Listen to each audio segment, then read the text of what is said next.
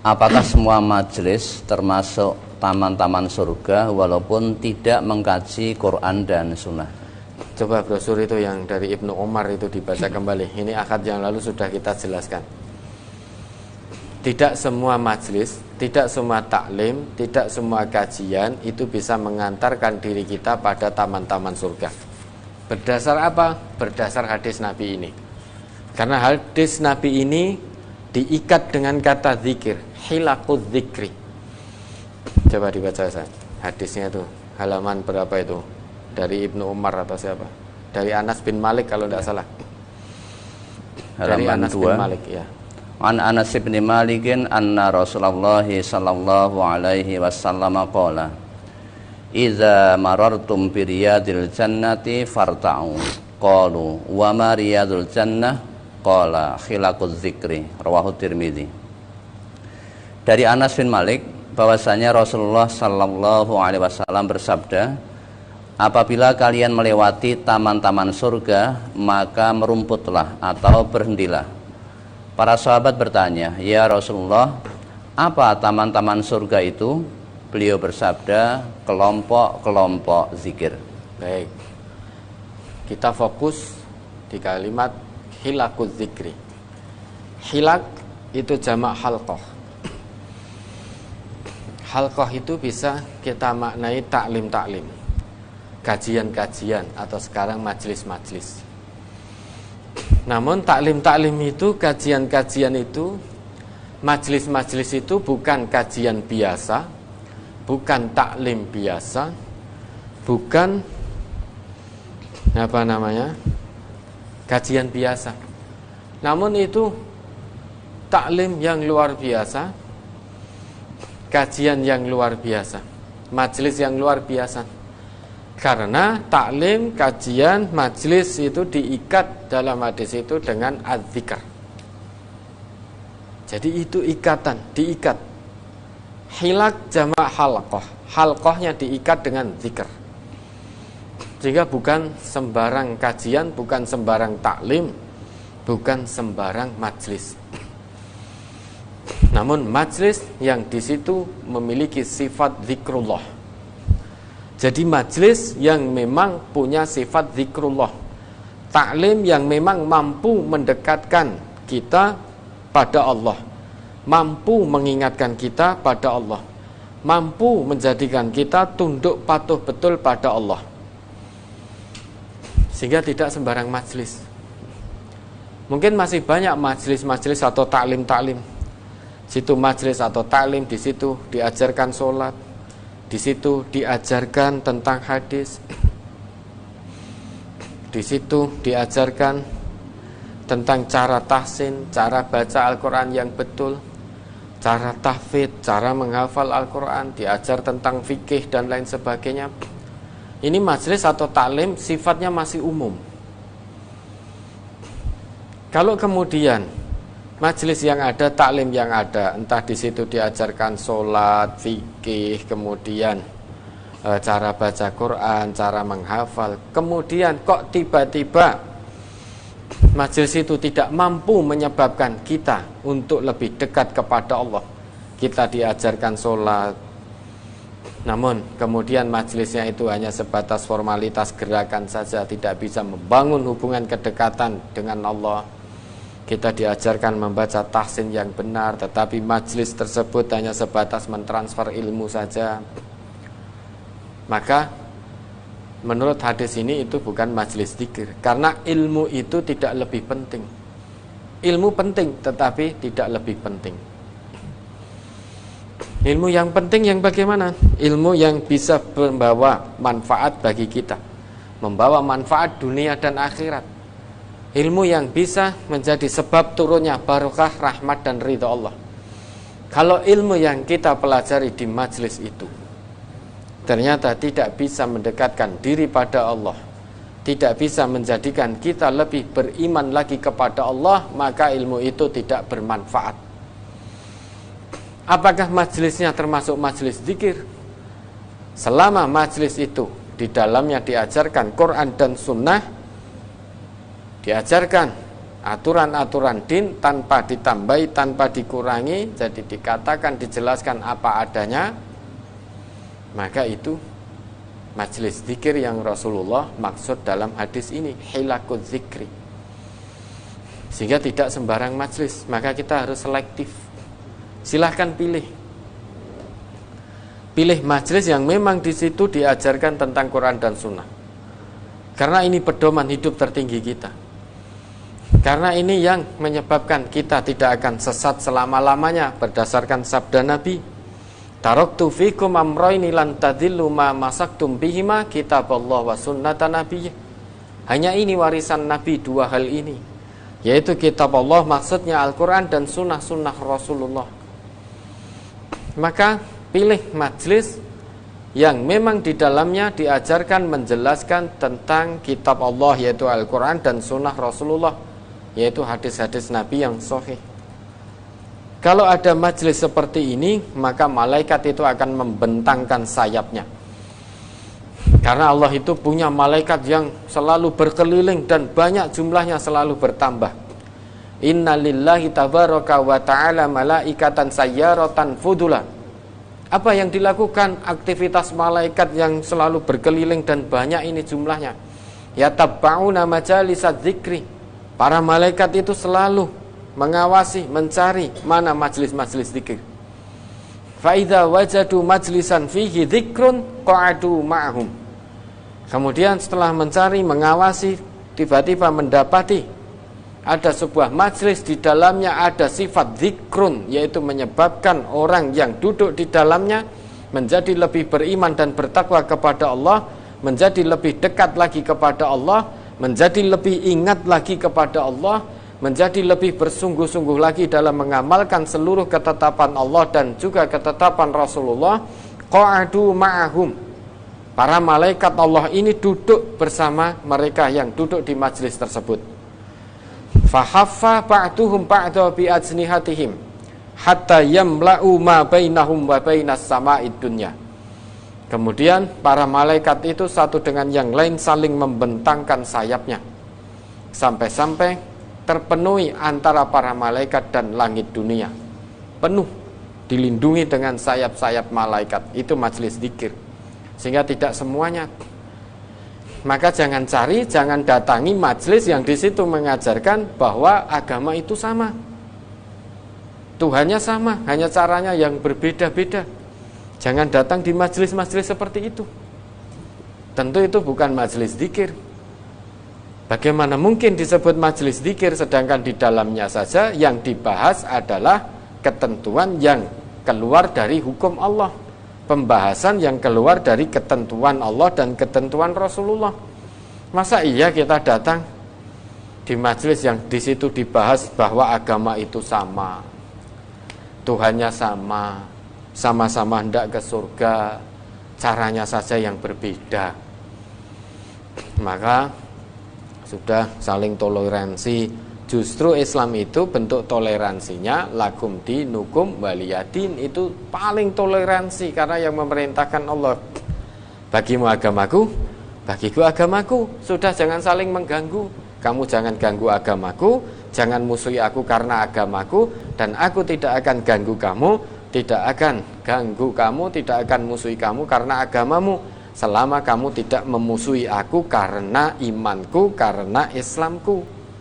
Tapi kalau kamu memusuhiku karena imanku, karena Islamku, karena aku melaksanakan perintah-perintah Allah dan sunnah-sunnah Rasulku, kamu menentangku, memusuhiku, maka tidak ada kata mundur selangkah pun. Saya tidak akan pernah mundur. Kan begitu. Lakum dinukum waliyadin. Itu paling toleransi. Maka kita orang yang beriman kepada Allah, tentu kita mendatangi majelis-majelis zikir yang di situ memang diajarkan Quran dan Sunnah, dan dengan dua warisan Nabi ini pasti kita akan lebih mengingat kepada Allah. Tentu kita tidak akan mendatangi majelis yang isinya di situ mengajarkan bahwa agama itu sama, Tuhannya sama, hanya caranya yang berbeda-beda. Wah, jelas beda. Tuhan kita jelas beda. Tuhannya orang Islam dan yang bukan Islam jelas beda. Wong itu sudah pengakuan mereka sendiri, Tuhan kita itu jelas beda. Lah kita, Tuhan kita Allah, tidak tahu Tuhan mereka siapa. Yang jelas Tuhan kita orang yang beriman itu Allah. Dan kita harus tunduk patuh kepada Allah melalui apa yang dicontohkan oleh Rasulullah. Karena itu maka kita datangilah majelis-majelis zikir. Apakah sama? Tidak semua majelis. Tinggal isinya dilihat. Di situ majelis diajarkan Quran dan Sunnah. Itulah majelis zikir, hilakul zikri. Bisa menyebabkan kita dekat kepada Allah, menyebabkan kita lebih ingat kepada Allah, menyebabkan kita lebih hubungan kita lebih erat lagi kepada Allah. Itulah majelis zikir. Lebih kita menjauh lagi dari maksiat, bisa menyebabkan kita menjauhi dari perbuatan fahsya dan mungkar, keji dan mungkar, maka itulah hilakul zikri, majelis zikir. Selain itu tentu tidak termasuk dalam hadis itu. Ada lagi Ustaz? Setengah 12. Sebentar kita selesaikan ini. Zuhur jam berapa? 11:45. Kita selesaikan. Apakah pemahaman tentang raudhah, yakni di antara rumahku dan mimbarku terdapat taman-taman surga, sama dengan majelis zikir atau majelis ilmu? Karena pada saat ini majelis ilmu adalah antara rumah beliau Nabi Sallallahu Alaihi Wasallam dengan mimbar beliau, atau memang ada tempat khusus secara fisik yang ada di Masjid Nabawi? Ma baini wa baina ma baina baiti wa mimbari raudhatun min riyadil jannah, itu kata Rasulullah. Antara rumahku dan mimbarku ada taman dari taman-taman surga. Apakah sama dengan majelis zikir kita? Tentu beda. Karena raudhah itu adanya itu berdasar hadis Nabi, antara rumah beliau dan mimbar beliau yang biasa digunakan oleh beliau untuk taklim, untuk mengajar para sahabatnya, untuk menjelaskan wahyu, untuk mendidik para sahabatnya tentang hidup dan kehidupan sebagai seorang mukmin. Itu namanya raudhah. Dan di situ biasanya saat ini orang sholat di situ, kemudian berzikir ke situ, di situ. Apakah sama? Tentu beda. Itu berada di dalam Masjid Nabawi. Tentu beda keutamaannya dengan majelis-majelis zikir kita. Tentu itu lebih utama berdasarkan hadis Nabi, sholatun fi masjidi hada khairun min alfi sholatin fi masiwahu illal masjidal haram. Sholat di masjidku ini, yaitu Masjid Nabawi, kata Nabi, itu lebih baik 1000 rakaat keutamaannya. Itu 1000 rakaat lebih baik, lebih utama daripada sholat-sholat di tempat lain, kecuali sholat di Masjidil Haram. Karena Masjidil Haram keutamaannya itu lebih besar daripada Masjid Nabi. Masjidil Haram itu 100.000 keutamaannya, Masjid Nabi itu 1000. Nah, kita orang yang beriman dianjurkan oleh Nabi kita, diperintahkan oleh Nabi kita, kalau hendak melakukan safar, safarlah ketiga masjid. Yang pertama Al-Masjidil Haram, yang kedua Masjidi Hada, yaitu Masjid Nabi, yang ketiga Al-Masjidil Aqsa. Safar bukan untuk melancong foto-foto saja, tapi di situ betul-betul zikrullah di 3 masjid itu. Bukan hanya sebatas di situ kita piknik, melancong, selfie dan lain sebagainya tanpa zikrullah, tanpa sholat di dalamnya. Tentu sebagai orang yang beriman, sampai di tempat itu maka akan kita manfaatkan sebaik-baiknya, karena keutamaannya sangat besar. Lah tentu raudhah yang ada di antara ma baina baiti, yaitu di antara rumah Nabi, wa mimbari, dan mimbar beliau yang dulu dijadikan untuk taklim beliau, itu raudhatun, ada taman surga dari taman-taman surga. Itu tentu beda dengan majelis kita. Keutamaan yang ada di sana lebih utama, bahkan sholat saja 1000 kali keutamaannya daripada kita sholat di tempat lain, kecuali Masjidil Haram. Kalau kita sholat di Masjidil Haram, keutamaannya lebih besar daripada kita sholat di Masjid Nabi. Ada lagi, Ustaz? Terkait dengan Quran surat Al-A'raf ayat 205, Wadhkur rabbaka fi nafsika tadarru'an wa khufyatan wa dunal jahri minal qawli bil ghudwi wal asali wa la takum minal ghafilin. Dan sebutlah nama Tuhanmu dalam hatimu dengan merendahkan diri dan rasa takut, dan dengan tidak mengeraskan suara di waktu pagi dan petang, dan janganlah kamu termasuk orang-orang yang lalai. Pertanyaan: ingatlah Tuhanmu dalam kalimat tersebut di atas, apakah merupakan perintah untuk zikir dan wirid? Yang kedua, kalimat tidak mengeraskan suara tersebut di atas, bagaimana pengamalannya? Kita orang yang beriman diperintah oleh Allah, jika kamu berzikir. Lah zikir itu apa toh? Zikir itu segala sesuatu, segala aktivitas yang bisa mengantarkan pelakunya untuk mengingat Allah, untuk lebih dekat kepada Allah.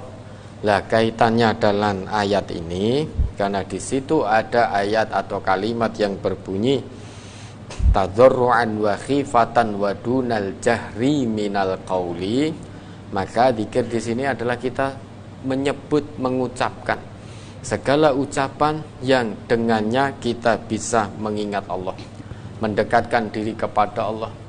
Jadi ucapan-ucapan yang baik, kalimat-kalimat thayyibah, subhanallah, walhamdulillah, wala ilaha illallah, wallahu akbar, la ilaha illallah, itu semuanya zikir. Segala sesuatu ucapan yang bisa menjadikan kita ingat dan dekat betul kepada Allah, itu zikir.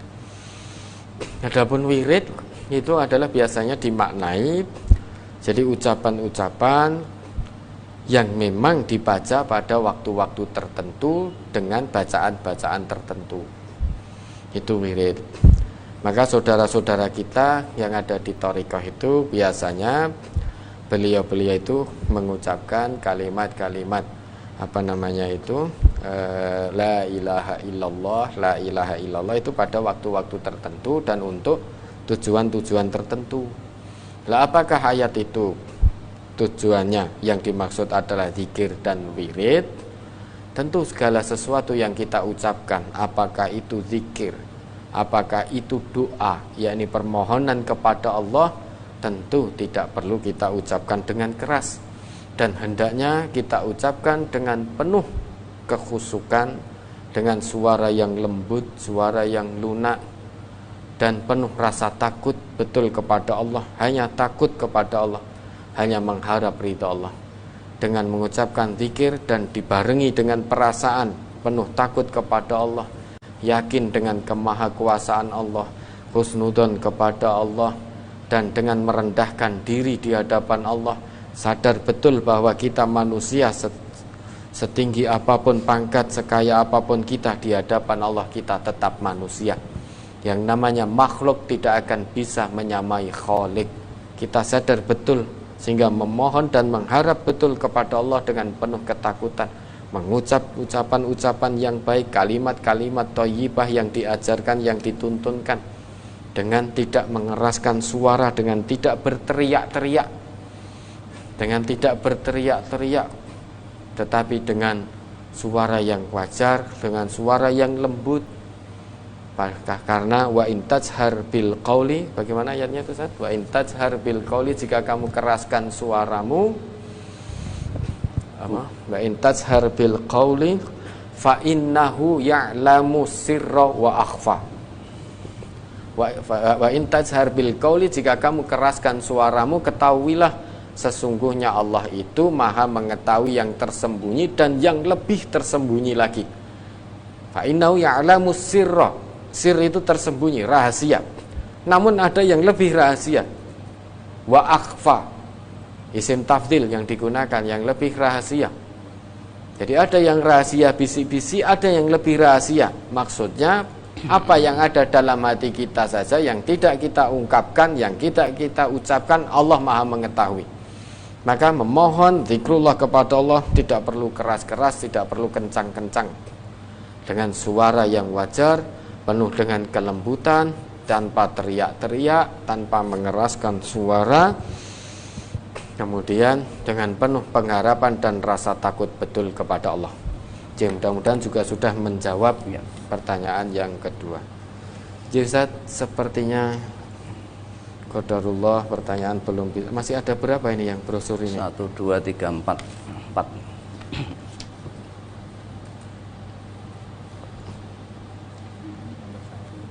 Bagaimana? Karena sudah mendekati zuhur dan nanti masih dibacakan infak, itu mungkin tidak mencukupi. Baik Bapak Ibu, sepertinya pertanyaan brosur yang majelis-majelis zikir sebagai taman-taman surga juga belum bisa kita selesaikan pada kesempatan kita kali ini. Tidak mengapa, tidak harus selesai kali ini. Memang kalau bisa selesai kali ini, sehingga pertanyaan-pertanyaan berikutnya itu bisa kita jawab, dan brosur-brosur selanjutnya bisa segera kita keluarkan lagi. Namun qadarullah, karena ini pilihan Allah, lebih baik kita pelan-pelan, tidak cepat-cepat, karena yang namanya ini adalah aturan-aturan Allah dan aturan-aturan Rasulullah, ayat-ayat Allah, hadis-hadis Rasulullah. Maka kita tidak perlu cepat-cepat. Kalau toh ternyata saat ini masih ada beberapa pertanyaan terkait dengan brosur 2 ahad yang lalu dan belum terselesaikan, insya Allah nanti akan kita selesaikan di pertemuan mendatang. Dan mudah-mudahan Allah berikan kita kemudahan, sehingga pertanyaan-pertanyaan yang sudah tertunda juga akan bisa terjawab di pertemuan-pertemuan mendatang, dan sifatnya bisa segera, sehingga tidak menghutang jawaban sekian banyak lagi. Dan semua ini memang mutlak karena rahmat, pertolongan, dan ridha Allah. Tanpa rahmat, pertolongan, dan ridha Allah, maka kita tidak akan bisa menjawab ini dan tidak akan bisa kita selesaikan. Jadi sebelum diakhiri, mungkin ada yang ingin disampaikan. Sekali lagi kami sampaikan kepada panjenengan, mohon maaf belum bisa menyelesaikan menjawab seluruh pertanyaan yang sudah tertunda sekian lama. Berikutnya ada permohonan doa untuk